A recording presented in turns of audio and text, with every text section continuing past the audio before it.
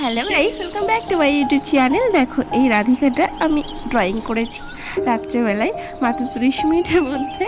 তো আমি অনেক অনেক দিন পর 7 থেকে 8 বছর পর আমি ড্রয়িং করলাম। আবার অনেক আগে আমি ড্রয়িং করতাম আমার খুব ভালো লাগে, তারপরে বন্ধ করে দিয়েছিলাম। তো হঠাৎ করে কি মনে হলো যে কি করব, তো ভাবলাম একটা ড্রয়িং করি।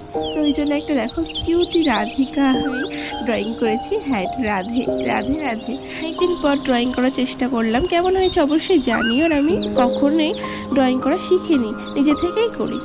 কলু মল্লু রাধিকা, ও হচ্ছে তোমার গাছ থেকে উঁকি মেরে দেখছে।